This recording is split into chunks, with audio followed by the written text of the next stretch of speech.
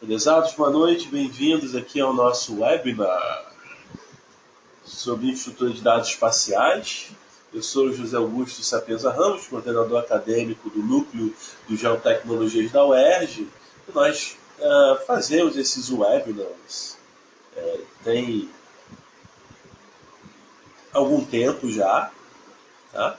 Faço uma errata aqui que é 2019, errei o ano, mas tudo bem. A gente faz esses webinars há um tempo já, e infraestrutura de dados espaciais é um tema recorrente também no nosso encontro. Quem quiser assistir novamente ou conferir as apresentações anteriores sobre infraestrutura de dados espaciais e diversos outros assuntos, pode acompanhar lá no nosso canal no YouTube. A gente posta sempre as gravações. Estou gravando esse webinar agora. Vocês podem conferir os anteriores lá ou reassistir. Tá? E a gente tenta, de uma maneira incremental, né, tocar vários pontos, esses encontros curtinhos, de uma hora e pouco, de tocar pontos importantes, que consideramos importantes sobre o assunto principal, que no nosso caso é a infraestrutura de dados espaciais. E a gente já teve uma série de encontros sobre conceito, sobre caminhos, novas perspectivas e entendimentos sobre o que é uma infraestrutura de dados espaciais. Eu fiz um webinar com o ex-coordenador da Infraestrutura Nacional de Dados Espaciais, o Wesley Pi. Foi final do ano passado, foi umas 2 horas, foi bem bacana.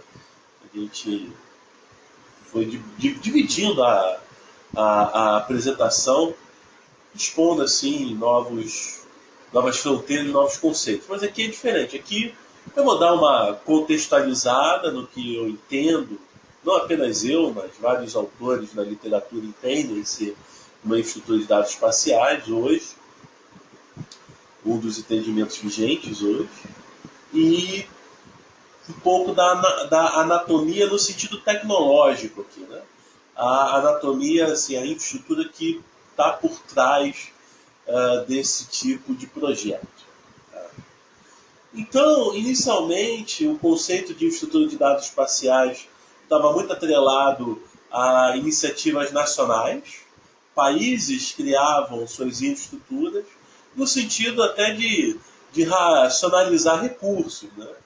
Você não precisar remapear uma mesma área várias vezes, adquirir dados geográficos, imagens de satélite de uma mesma área, você coordenar esforços esses que são desenvolvidos por diversos órgãos dentro de um governo de um país, né, de maneira a otimizar a utilização desses recursos, racionalizar esses recursos e tornar esses dados disponíveis ao maior público. Né? É um valor crescente hoje nas sociedades, a transparência, a eficiência, né? E você disponibilizar os dados da maneira mais aberta possível, os dados públicos, pagos com o dinheiro do contribuinte, né? Tem sido uma tônica aí. Então, iniciativas como essa são mais do que bem-vindas nesse contexto.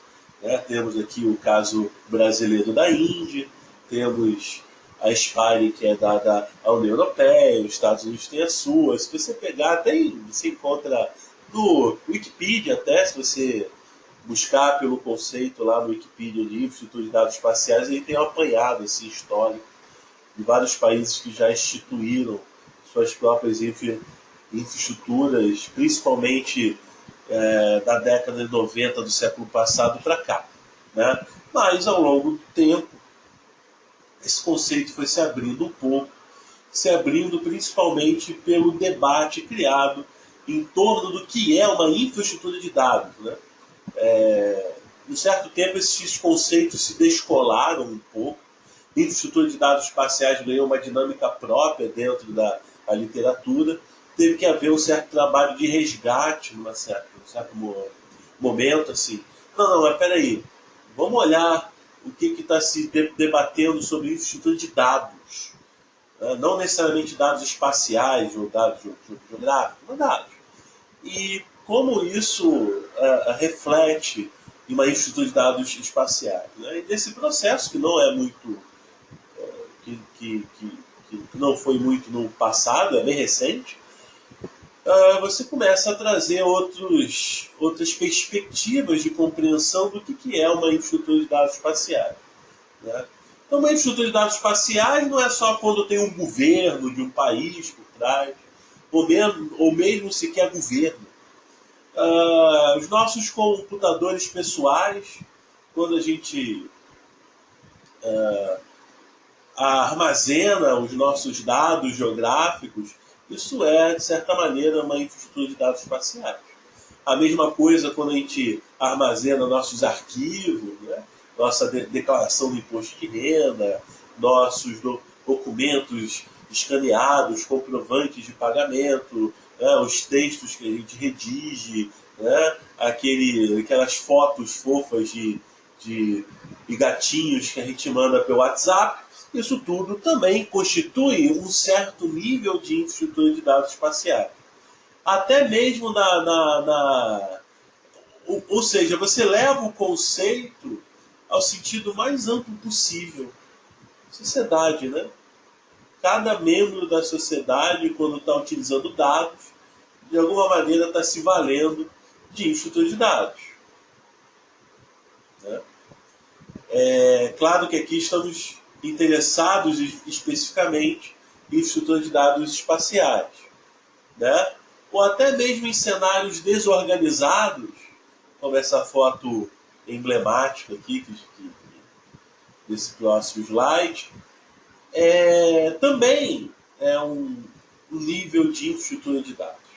Então, infraestrutura de dados não necessariamente ele é computacional, ele é eletrônico. Uma infraestrutura de dados não é necessariamente quando você tem uma curadoria, uma organização. Né? Na verdade, uma das definições aí bem presente, que Keating fez uma boa síntese. Então, deixa eu avançar, depois eu volto aqui. A definição atual de infraestrutura de dados são meios institucionais, físicos e digitais para armazenar, compartilhar e consumir dados por meio de tecnologias em rede. Isso é que Keating preconiza no livro dele, A Revolução de Dados. É uma definição bem aceita, bastante alinhada com outras tantas na literatura. Então, ele até define, não ele, outros autores que ele cita, definem vários níveis de infraestrutura de dados. A mais simples é um armazenamento de dados.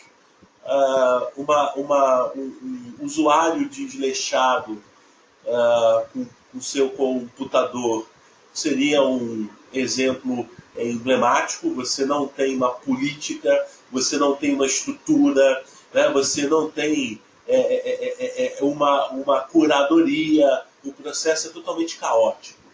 Né? Os dados são produzidos, são consumidos de uma maneira bem caótica. Claro que isso dificulta sobremaneira você reutilizar os dados, você compartilhar os dados, e é aí que está o problema. Né?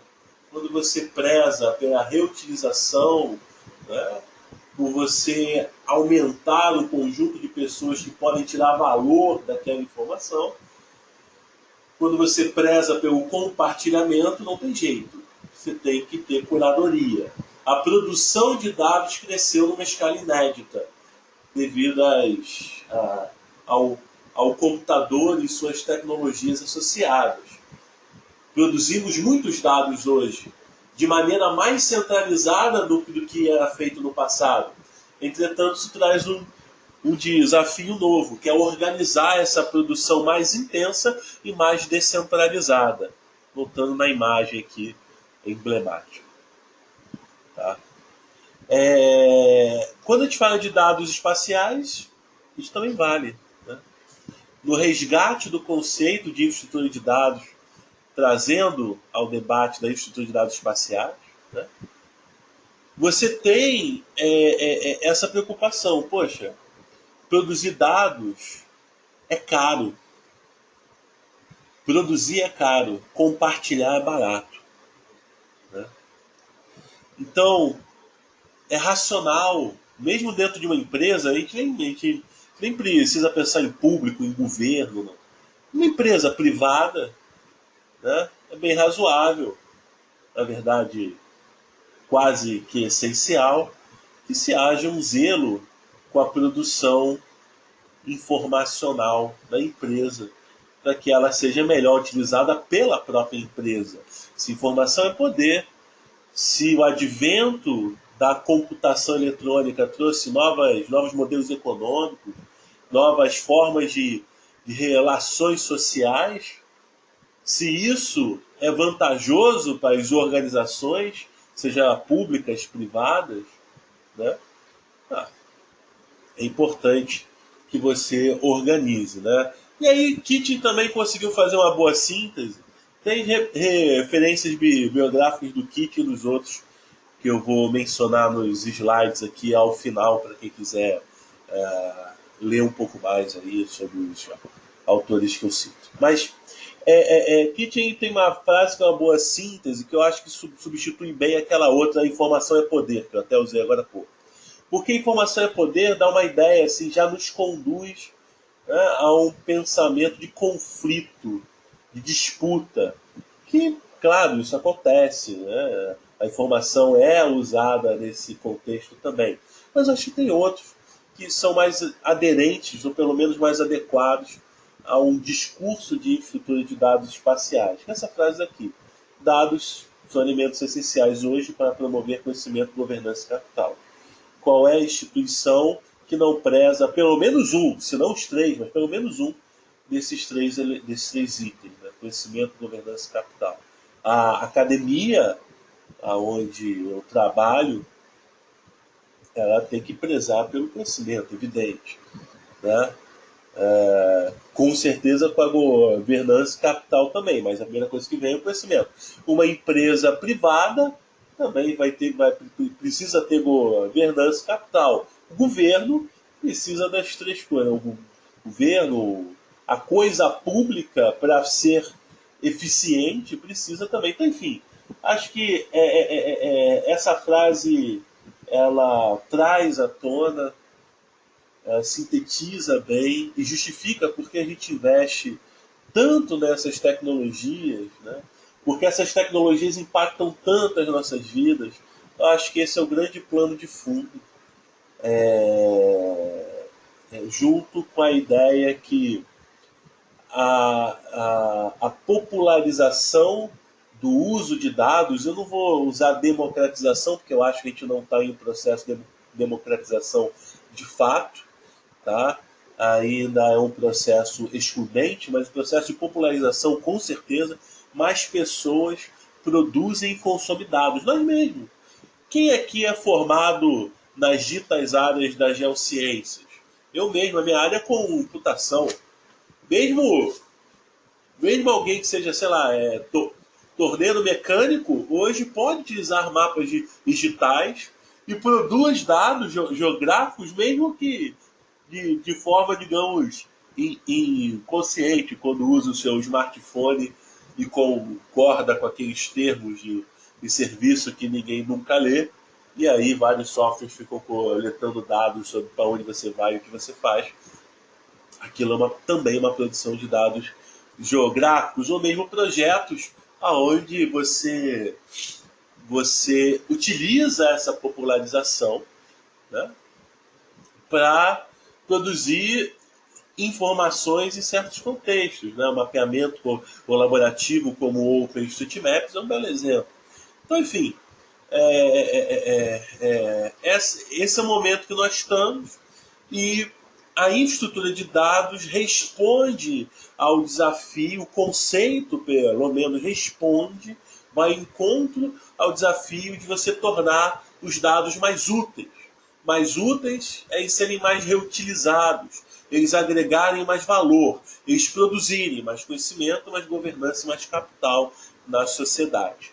Os dados circulam mais rápido, os dados são produzidos mais intensamente, são compartilhados mais intensamente, mas isso não automaticamente gera conhecimento, governança e capital. antes fosse. Um exemplo aí um pouco emblemático do nosso cotidiano é fake news, né? Você vai em um sentido contrário a essa frase do Kit, né? Você gera desconhecimento.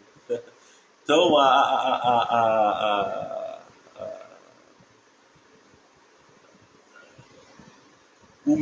mera utilização dessas tecnologias não implica em você produzir conhecimento, governança e capital. Você tem que ter uma política por trás. Então, quando você fala de infraestrutura de dados espaciais ou infraestrutura de dados como um todo, você não fala só de tecnologia. Não é apenas um desafio técnico, mas um desafio sociotécnico. A literatura tem algumas propostas de divisão de infraestrutura de dados, tá? E essas propostas elas tocam principalmente o nível de governança que você tem daqueles dados, a escala de produção e de compartilhamento desses dados e a plataforma tecnológica adotada. Tá? Então, são três maneiras usuais na literatura. Eu não vou entrar no mérito, porque é um papo um pouco longo nesse nosso encontro que é curto, mas as referências biográficas que eu cito aqui falam sobre, versam sobre isso. Vocês podem olhar, mas esses são os três fatores comuns dessa divisão. Né? E eu queria chamar a atenção ao que muitos autores consideram o nível mais pleno, mais elevado de uma infraestrutura de dados, que se convencionou chamar de uma infraestrutura cibernética. Esse termo cibernético aqui no Brasil ele caiu um pouco em desuso, mas na literatura inglesa não tanto, e daí que ele surge outra vez, mas as infraestruturas cibernéticas, como eu disse, o nível mais alto aí de não apenas de tecnologia, mas de governança das informações dentro de uma infraestrutura de dados. Né? Eu acredito que esse deva ser o alvo, ou pelo menos a direção do que muitas iniciativas de infraestrutura de dados têm que tomar. E, bem, quando você traz daquele nível mais básico, mais desorganizado, até esse nível avançado, aí você pensa, poxa, eu preciso de uma infraestrutura de dados. Você já tem, na verdade. Né? Até aquele computador todo desorganizado lá, aquilo é um nível muito rudimentar em termos de política e tecnologia, mas ali também é uma infraestrutura de dados. Você tem que evoluir, né, progredir a sua infraestrutura desse nível mais rudimentar, em termos de governança e tecnologia, para um nível mais elevado, até esse contexto aqui de infraestruturas cibernéticas. Tá? Quer dizer que todas as infraestruturas de dados espaciais de países, como por exemplo a Índia, são infraestruturas cibernéticas? Deveriam ser, mas não necessariamente o são. Principalmente pelo aspecto de governança, eu tenho um questionamento. Se muitas das infraestruturas de dados nacionais, de nível nacional, elas são de fato infraestruturas cibernéticas. Tem uma outra definição anterior que é repositório de dados, é um abaixo da infraestrutura cibernética, onde a plataforma tecnológica é bem robusta, mas as políticas de produção dos dados não é comum. Cada fonte de dados ali, por exemplo, o caso da Índia, né? O Ministério do Meio Ambiente produz os dados lá com as suas políticas. O Departamento Nacional de Estradas e Rodagens, ou estadual no caso, enfim, ele produz da sua forma. A Agência Nacional de Energia Elétrica também produz com a sua política. Você não tem uma política em comum, uma governança em comum, mas sim uma coleção de dados produzidos dentro de diferentes perspectivas de políticas e governanças. Aí você não forma algo tão coeso, né?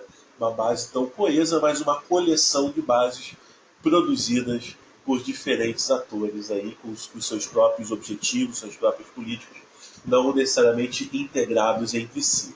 Essa divisão é muito comum, né, do que compõe uma infraestrutura de dados, mesmo as mais simples.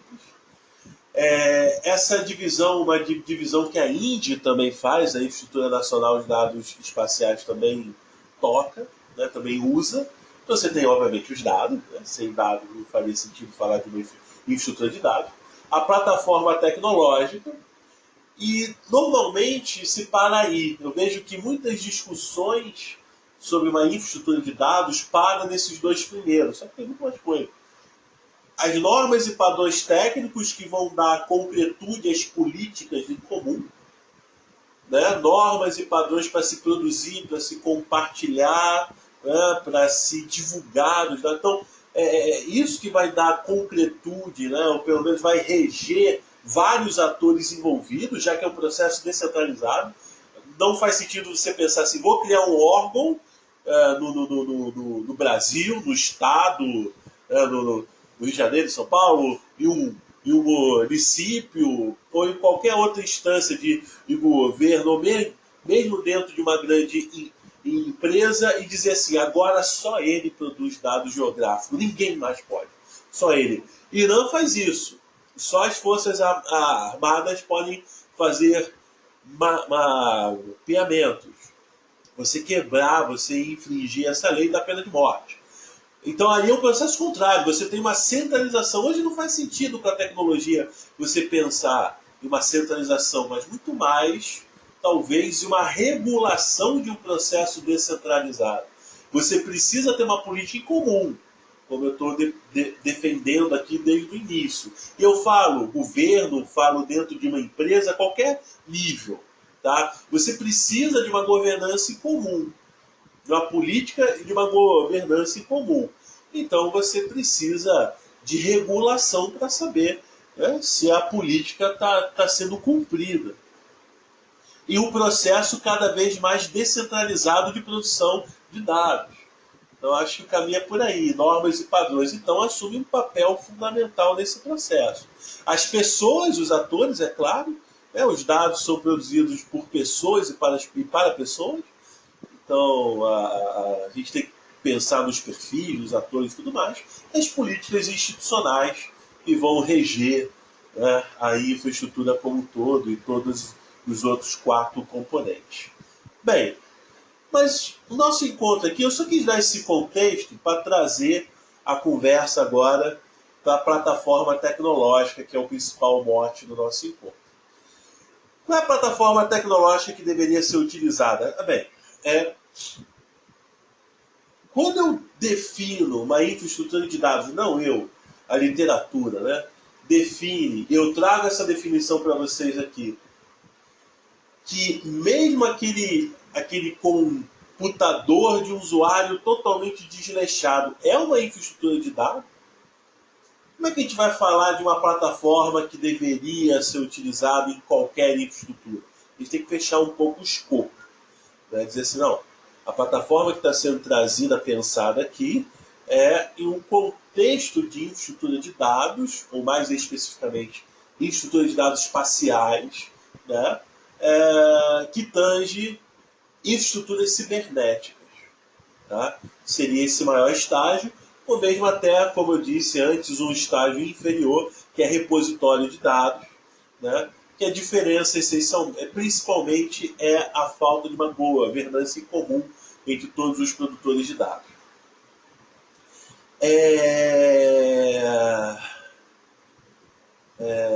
Então, eu vou pautar nisso, em repositório de dados / infraestruturas cibernéticas para você construir. Eu também chamo a atenção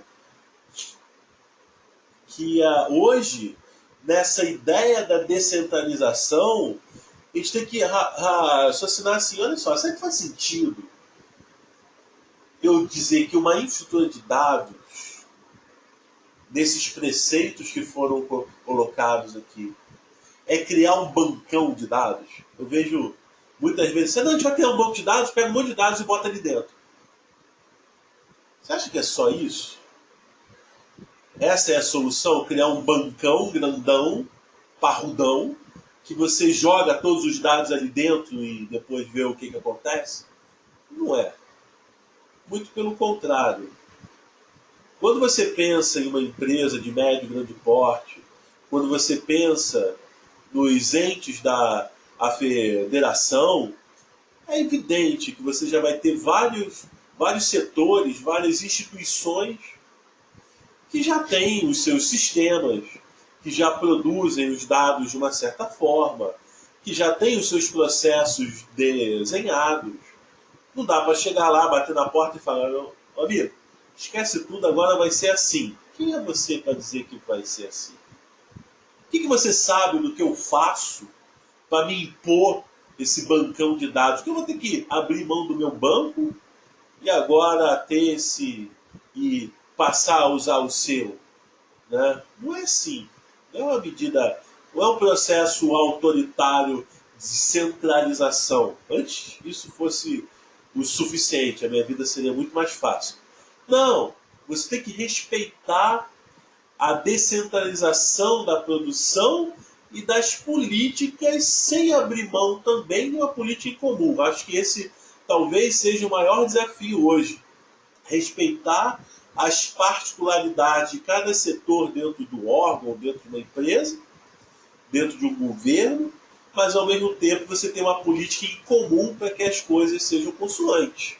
Senão você vai bater cabeça ali, né, entre os atores envolvidos. É um fato. A produção é descentralizada. Você centralizar. Vou dar outro exemplo de centralização que eu vejo com frequência. Não, vamos criar um órgão que vai cuidar disso. Vamos criar um órgão de gel. Um órgão de geoprocessamento e tudo que for gel, taca para eles. Conforme a cultura de utilização dessas ferramentas, né, o sistema de informação geográfica, etc., for crescendo dentro da empresa, esse setor de gel vai ficar esmagado. Não vai conseguir dar vazão. Já vi isso acontecer várias vezes. Em governo, isso é muito comum. Você cria lá o setor de gel, tudo que gel com eles ali. Aí o cara vai fazer um mapinha, como eu detesto o termo, mas por isso mesmo que eu uso, vai fazer um mapa, o layout de mapa. Não, faz com o setor lá que tem o software, que tem expertise, manda lá, e você abre o quê? Uma ordem de serviço, sei lá, manda uma CI, e aí o camarada vai ter que produzir o dado, mas ele tem vários mapas lá para produzir, outras coisas a fazer, né? E você precisa botar mais gente, ao mesmo tempo existe uma distância entre quem está pedindo e quem está executando, né? Se quem está pedindo não entender minimamente do que está sendo licitado, a comunicação fica truncada. Esse processo de centralização sempre costuma dar na água. Chega num certo ponto que fica inviável. Claro que talvez assim, no start, no processo inicial, seja interessante. Seja interessante você ter um órgão para centralizar esse início. Mas de longe ele tem que centralizar o processo como um todo. Ele tem que dar o movimento inicial e começar a conduzir esse processo descentralizado. Acho que essa é a ideia. Outra coisa também de centralização, que toca exatamente esses itens aqui. Qual é o software que a empresa vai utilizar? Ou o governo vai utilizar? Vai ser software livre? Vai ser software proprietário? Qual? Né? Afinal, se você compra as licenças, né? se você opta pela Esri, por exemplo, você compra as licenças centralizado, é melhor, você tem mais barganha do que se cada órgão compra o seu, você compra 10 aqui, compra 2 ali, né? Fica mais racional que você centralize a aquisição. Então vamos utilizar a Livre, porque alguns setores já usam o Livre, que é comum hoje em dia, dentro de uma instituição pública ou privada de certo porte, é comum, você já tem grupos proeminentes em gel. E aí um usa pago, o outro usa gratuito, aí o outro usa software X, outro Y. E aí? Você vai mandar isso tudo, esses sistemas legados todos por Beleléu, para forçar a entrada de um novo? Você vai centralizar a plataforma tecnológica, isso também não faz mais sentido hoje. Em alguns cenários até faz, mas eu digo assim, no geral, né, essa centralização forçosa ela é desnecessária e muitas vezes é improdutiva. É mais razoável você também trabalhar no raciocínio descentralizador. Tá? Cada um produz com a ferramenta que for mais adequada. Ah, mas eu uso CAD. Às vezes é assim, não, então vamos utilizar todo mundo software livre. Tá bom. Ah, mas e o CAD? Ih, CAD. Pô, pois é, né? CAD não é muito bem giz, mas os dados são produzidos, são utilizados. Enfim, não acho assim. Já participei de 3 grupos de trabalho dentro de empresas para definir a plataforma tecnológica em comum. Isso há 10, 15 anos atrás. Foi super improdutivo. A minha experiência, pelo menos, aponta, e experiência de colegas também. Hoje, você faz o seguinte, você quer usar o quê, meu querido? Ah, eu quero usar não sei o quê. Tá, segue esses padrões básicos aqui de interoperabilidade, que hoje quase todos os softwares que se prezam seguem. Ah, segue, então tá bom, seja feliz. Pode fazer com esse software que você já usa, eu faço com esse outro que eu uso aqui, e vida que segue. A gente consegue ter uma governança em comum, você consegue ter uma plataforma de difusão desses dados, mesmo que cada setor que produza, que consuma de alguma forma os dados, utilize em plataformas diferentes. Esse é o conceito de interoperabilidade. Bem, então você tem essas camadas básicas aqui que eu entendo de qualquer IDS cibernética, que é a camada de armazenamento, tá? Que pode ser em banco de dados ou arquivos em disco. Depende de certas questões técnicas e tudo mais. Chama a atenção que uma infraestrutura de dados não necessariamente é só de dados espaciais.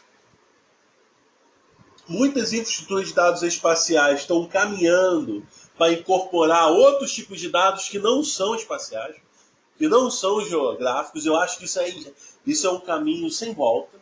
Tá? Vai ser um processo cada vez mais comum você disponibilizar. Eu quero disponibilizar, sei lá, o shapefile. Quero disponibilizar o dado geográfico ali naqueles formatos clássicos que a gente abre o SIG. Por que não também disponibilizar uma tabela, um relatório, um mapa em PDF estático? Por que não disponibilizar em outros formatos? Cada público-alvo, né, tem uma predileção do formato que ele quer receber o dado. Né? O público leigo não vai abrir um QGIS, um ArcMap, né, dar um EdData lá no Shapefile, ele quer usar para outras coisas. Enfim, tem que se pensar um pouco no formato que se entrega e você não precisa ficar circunscrito, restrito a dado geográfico. Eu queria chamar a atenção para isso. Insisto, é cada vez mais comum. Não me recordo da Indy. A Indy tem PDF, layout de mapa em PDF estático. Mas não me lembro de outro. Mas, por exemplo, se você entra no Data Rio, que é da Prefeitura do Rio de Janeiro, você tem tabela, você tem gráfico, você tem mapa em PDF, você tem dado geográfico, você tem aplicação, isso é uma outra coisa que eu queria chamar a atenção também. Não pensar só em disponibilizar dados, mas também aplicações, por que não? Aplicações que já apresentem os dados de uma forma pré-concebida, já pré-formatada com um certo objetivo, que permita que um certo público com um certo interesse utilize aqueles dados de maneira mais fácil, mais direta. Não é só disponibilizar camadas. Eu vou disponibilizar planos de informação. Isso basta. Não, você pode apresentar esses planos já dentro de uma aplicação com um monte de ferramentas ali que pode ser interessante para um certo público. Você precisa, inclusive, conhecer o teu público para criar essas aplicações. Né? Que pode ser um público interno, até mesmo um público externo, depende do contexto aí da estrutura de dados. Então, essas aplicações de dentro a instituição de fora consumindo esses dados. Isso é importante, né?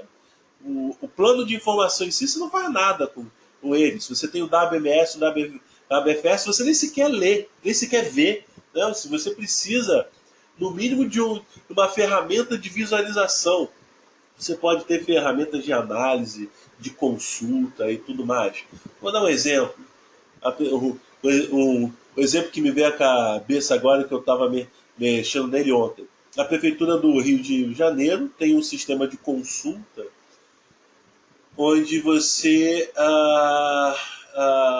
clica numa área, você clica numa área dentro do município, e ele diz toda a legislação urbanística daquela área. Que tipo de comércio que pode ter, que tipo de uso pode ter ali, qual é a altura máxima que os prédios podem ter, quais são as restrições de atividades econômicas ali naquela área, essas coisas todas. Então você consegue fazer uma consulta, né, da legislação vigente, urbanística do município, com um clique. Isso é um serviço oferecido e isso está dentro de uma aplicação, não é só uma coleção de planos de informação. Mas é claro, para você ter as aplicações, você precisa dos serviços, que é uma forma que se convencionou hoje em dia de disponibilizar os dados de maneira interoperável. Você pode ter a camada de armazenamento que você quiser. Eu uso o PostgreSQL com PostGIS, bacana. Eu uso o Oracle Espacial, beleza também. Eu utilizo o Arc SDE com SQL Server da Microsoft, muito bom para você também, legal. Isso não importa. Se você tem as camadas de serviço em formatos interoperáveis, essa questão de armazenamento fica transparente. E aí você decide o armazenamento que você quer, que é mais interessante para o seu projeto, para a sua empresa, etc. Né? Isso não implica a maneira que os dados são compartilhados dentro da tua infraestrutura de dados espaciais. Já falei da camada de aplicações e o portal de acesso, afinal os dados têm que ser prospectáveis, na verdade. Né? Não adianta um dado muito bom estar disponibilizado se as pessoas não encontram. Google ganha fortuna com isso. Google ganha fortuna fazendo o conteúdo da web mais prospectável. Você está buscando algum assunto, né? Ele traz notícias, traz imagens, traz vídeos. Ele tem motor de busca ali e ganha fortuna com isso. Então, a ideia de ser prospectável, de ser localizável, você tem que pensar em um canal onde se possa fazer pesquisas, possa fazer buscas e saber quais os conteúdos, quais os dados e quais as aplicações estão sendo compartilhadas ali naquela infraestrutura de dados espaciais. Tá? E aí a gente entra na questão do catálogo de metadados também, né, que já trabalha um pouco mais com esse conceito de infraestrutura de dados, está careca de saber, que é uma coisa importante, porque isso inclusive faz parte da questão do dado ser prospectável. Algumas pessoas não perceberam ainda. Como eu, venho de uma época onde dado geográfico é muito escasso. Você achava um dado geográfico e já ficava feliz.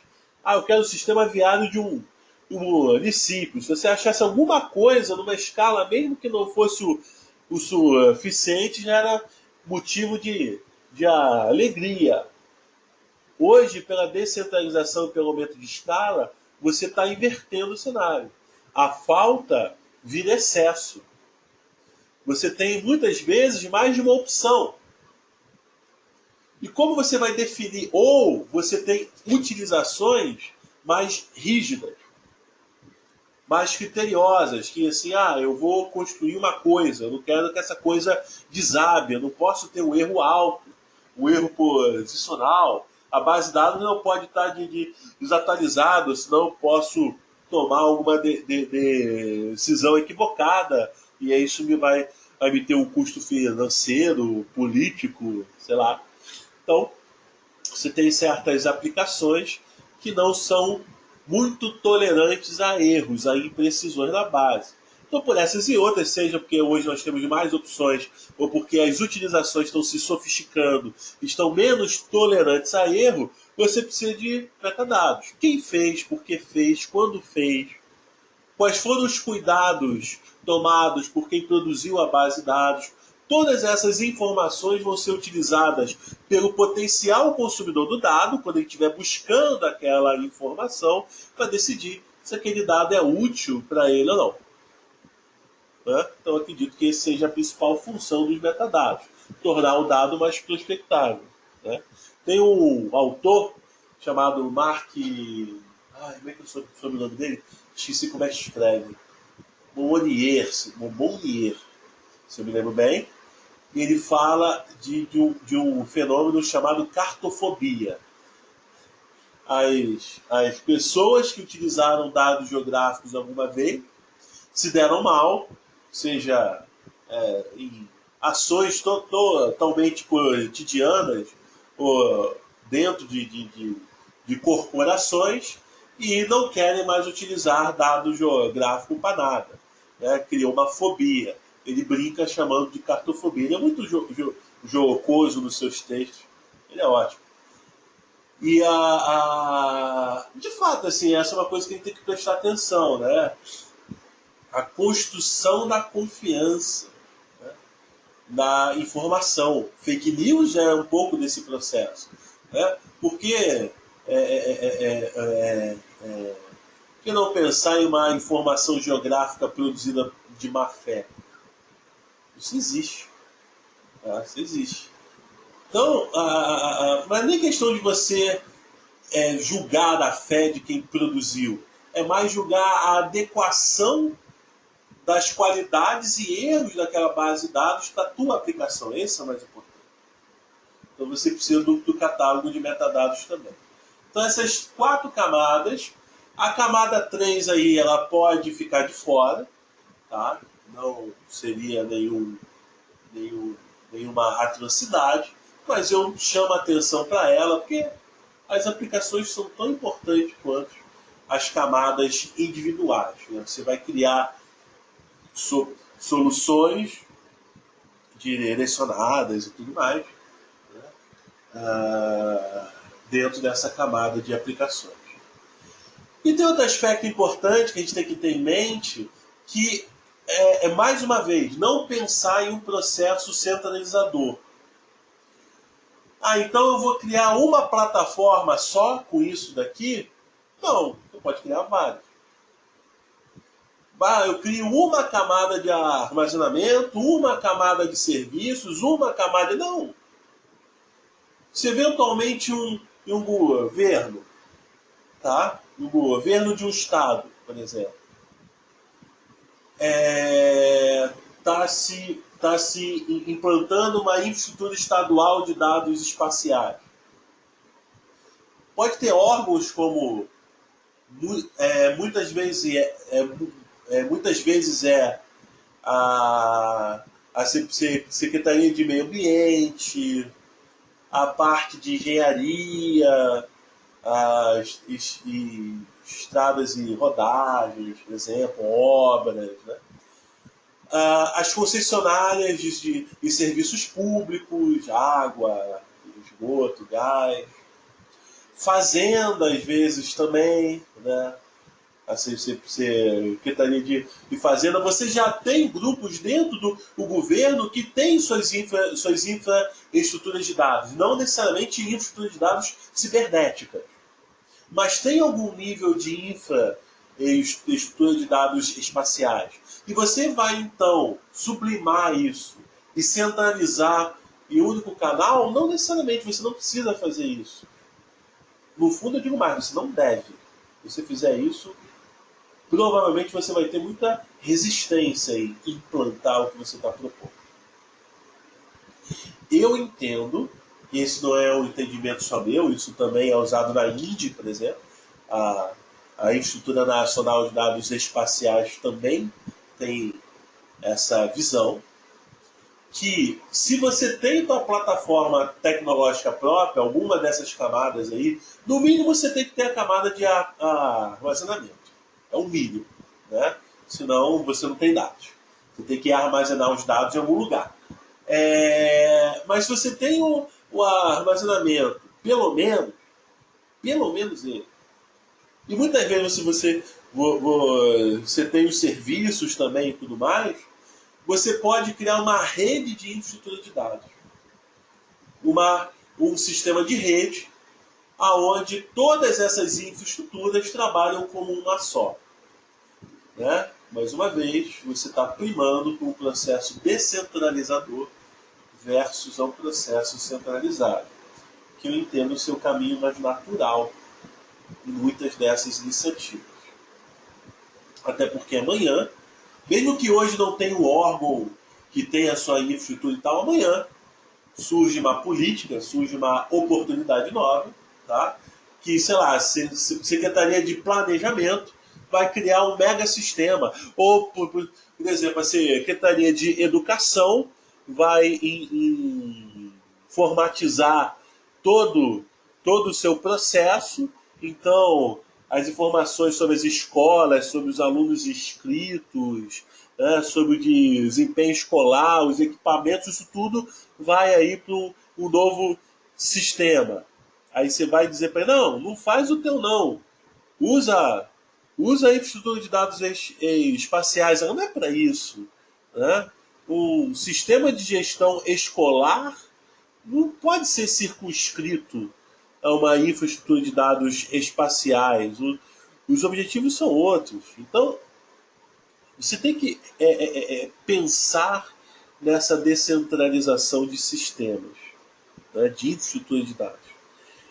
E aí, para que isso funcione dentro de uma infraestrutura cibernética, onde tem uma política em comum, tem que ter uma política em comum, né? É claro, você precisa também de uma tecnologia que permita que essa pulverização toda, né, não resulte em um processo caótico.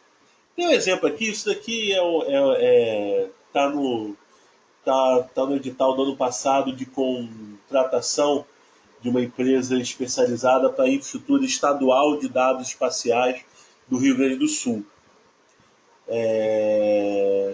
Eu tô atuando como consultor desse projeto, né? E aí essa foi a visão que a gente construiu. É um exemplo só, mas eu trouxe porque eu acho que ela chama bastante atenção para essa questão dos nós.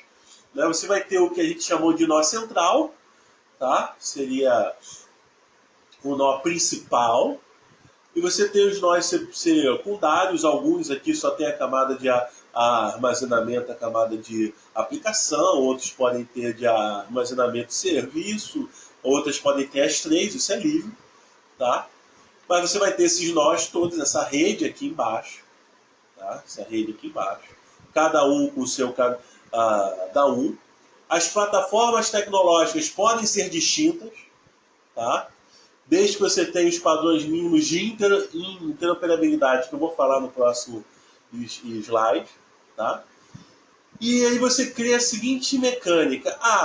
Um órgão está interessado em participar da infraestrutura. Um setor dentro de uma empresa, um órgão público está interessado. Bacana. Ele pode ser um nó próprio, que seja. Ele entra como nó próprio. Ele já tem o sistema dele, o processo dele, né? O nosso central pode até ajudar ao desenvolvimento, à aprimoração desse nó, evidentemente, mas ele fica como nó próprio ali, né? Dessa ideia de rede. Tem outro setor que tem menos infra, né?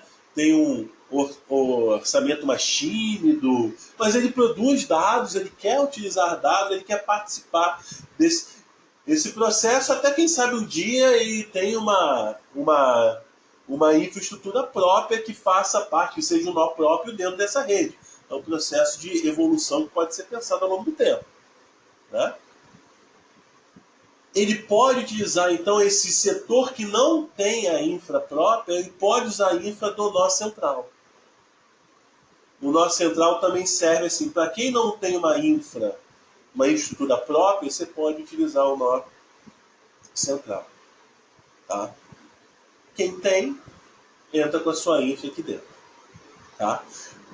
Esse geoportal é um canal para que as pessoas possam acessar, possam fazer buscas em todos os conteúdos disponíveis em todos os nomes.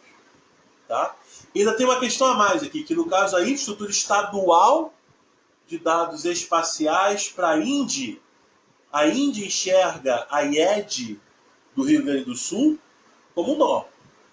Todos esses nós são um só, dentro da INDE. Né? Então a INDE enxerga, é como se você tivesse vários níveis. Né? A INDE, o ponto mais alto, aí ele desce para a infraestrutura estadual, e dentro da infraestrutura estadual você tem subnós, como se fosse ramos de uma árvore. Né? Isso pode ser feito. E aí também é um canal para que o usuário interessado ele possa ver os dados, consultar, consumir, baixar, né? Ele possa fazer consultas nesse acervo de dados, serviços e aplicações. Né? Ele precisa de um canal único que essa estrutura de nós fique transparente. Isso acontece, por exemplo, na INDE. Se você entrar no site da INDE agora e fizer uma busca lá, ele busca no nó central e busca nos nós próprios também. Você tem várias agências, mistérios que têm nós próprios. E quando você faz uma busca no site, é transparente. Essa busca ela é enviada a todos os nós, a gente pode entender dessa forma, e ele centraliza o resultado para a gente. Então tá aqui, ó, eu estou dando dois cenários de softwares que podem ser utilizados para a gente construir essa infraestrutura. Tá? Uma utilizando o software proprietário principal que nós temos hoje aí, que é a Esri, e um exemplo de open source. Dá para fazer outras configurações sem ser essas daqui. Tá? Então, olha só, no caso da Esri, você teria que utilizar 3 soluções. Tá? 3. Pelo menos 2, essas duas aqui. O ArcGIS Enterprise e o Esri GeoPortal Server. O ArcGIS Desktop ele tem uma função de você criar os serviços. Eu vou adicionar camada, vou fazer a configuração de símbolo lá das coresinhas que vão aparecer os elementos. Né? Vai ter rótulo, vai ter label, não vai ter label. Isso na forma que é desenhada a plataforma da Esri, é feito principalmente no ArcGIS Desktop. Dá para fazer em outras soluções, mas é no ArcGIS Desktop que você tem o pleno recurso, pleno controle desses recursos. Para configurar os serviços e então publicar os serviços no ArcGIS Server. É aqui que é a camada de serviços, quem faz o papel de serviços. O ArcSDE junto com um SDB, que pode ser o PostgreSQL, que é gratuito, pode ser o Oracle, pode ser o SQL Server, e tem alguns. Né? Você tem que usar o ArcSDE junto com o sistema gerenciador de banco de dados.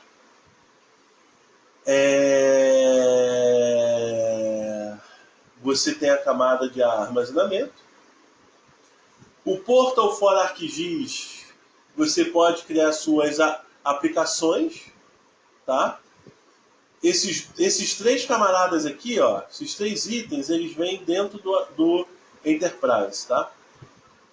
O ArcSDE, o ArcGIS Server e o Portal for ArcGIS são componentes dessa solução. E o Esri GeoPortal Server ele entra para você poder ter o protocolo CSW. A principal função dele é essa, porque motor de busca e catálogo de metadado, de certa forma, o Portal for ArcGIS tem. E eu falo isso principalmente para quem conhece a solução da Esri. O Portal for ArcGIS tem um bom motor de busca, né, mecanismo de busca, e catálogo de metadados você consegue utilizar ali. Sim, tem algumas limitações, mas dá.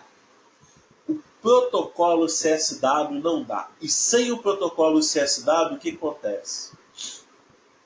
Qual a importância dele?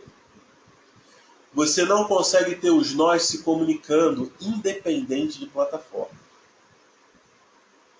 Você só consegue ter os nós se comunicando independente de plataforma se você tiver um protocolo CSW. Senão você só vai poder ter aqui ArcGIS. Todos os nós vão ter que usar ESWI. O nó usa software livre, sinto muito, você está fora, excluído, marginalizado.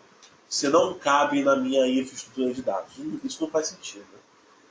Acho que isso é um pouco contraproducente. Então, os nós, eles só podem ser alheios, né? Não importar qual é a plataforma, se no nó central, na solução da ESWI, você tiver o ESWI GeoPortal Server para protocolo CSW. O CSW é que faz esse papel. Tá? Chama atenção para isso na solução da ESWI, para aqueles que a utilizam. O software aberto, tá? Você tem o PostgreSQL com PostGIS, é um deles, há outros bancos de dados geográficos, né? Mas esse par aqui é um dos mais usuais.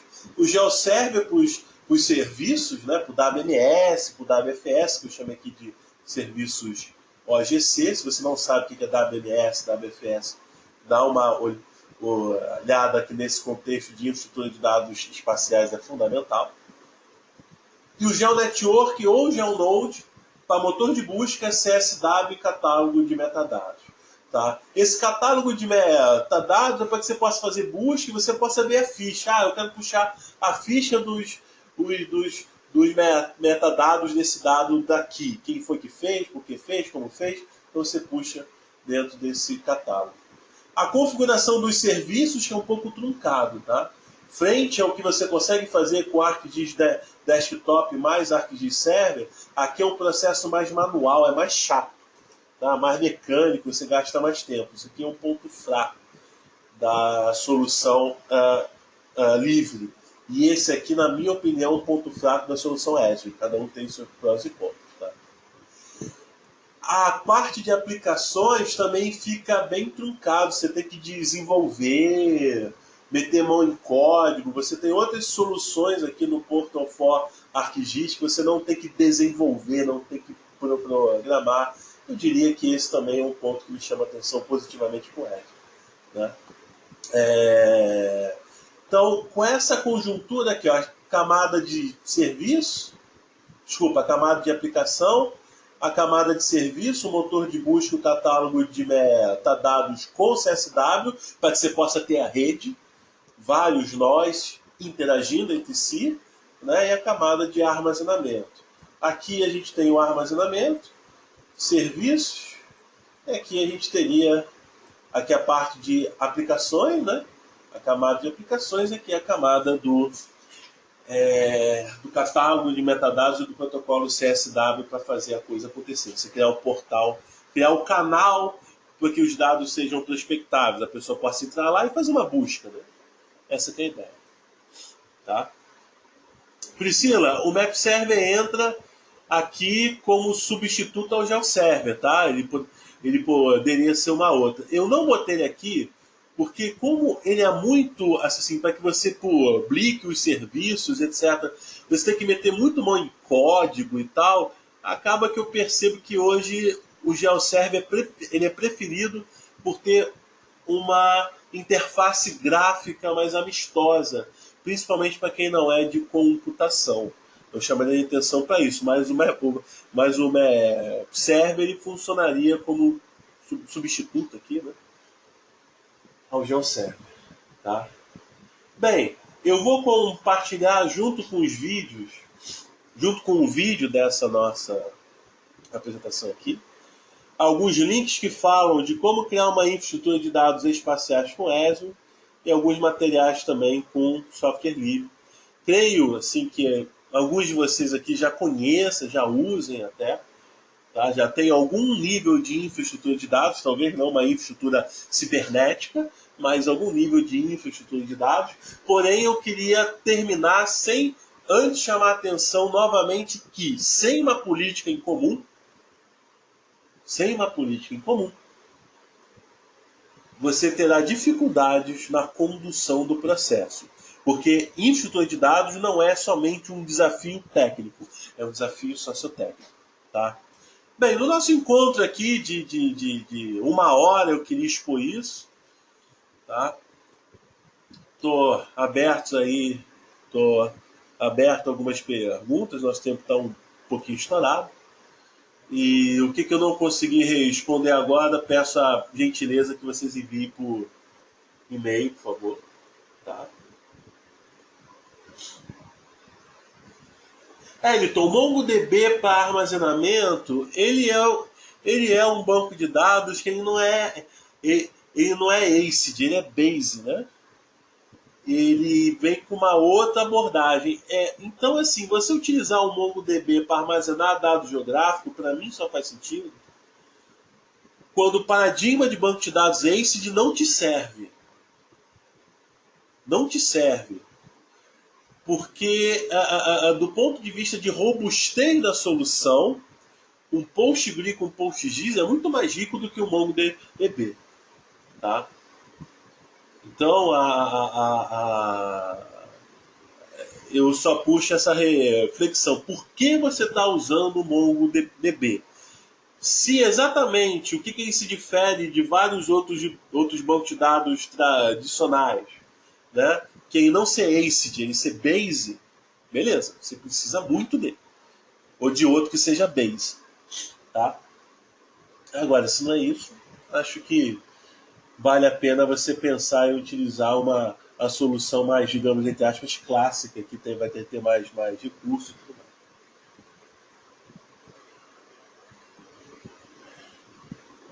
Vladimir, sim, uma infraestrutura de dados descentralizada, cada nó é uma infraestrutura de dados própria. Mas observe que quando a gente olha somente a plataforma tecnológica, é isso, é uma coleção de softwares que se comunicam via protocolos. No caso aqui, o principal entre os nós seria o protocolo CSW. Mas, quando a gente fala do conceito mais amplo de infraestrutura de dados espaciais, também entra a dimensão da política. Então,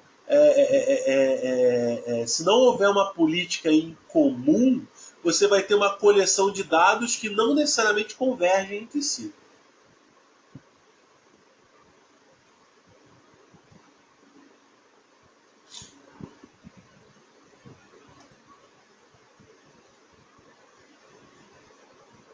A Priscila pergunta assim: como hoje você avalia a incorporação de novas maneiras de levantamento e estruturação como ETL para uma IDE? ETL é uma coisa que eu não falei aqui, mas é um recurso importante, né? ETL, para quem não sabe, é extração, transformação e carga, é uma sigla. Quando você tem que estabelecer políticas de atualização de dados, de você fazer extração de dados de várias fontes. Então, por exemplo, você tem um órgão que não tem uma plataforma própria, mas ela tem um banquinho de dados lá, ela vai atualizando aquele banco de dados simples dela de tempo em tempo, e você quer puxar esses dados para o nó central, por exemplo. Você pode fazer isso com IDE. Eu não sei se a pergunta foi essa, mas se não foi, por favor, me corrija. Bem, senhores, nosso tempo está um pouquinho estourado. Eu vou passar essa apresentação para vocês vão poder reassistir com alguns materiais aí.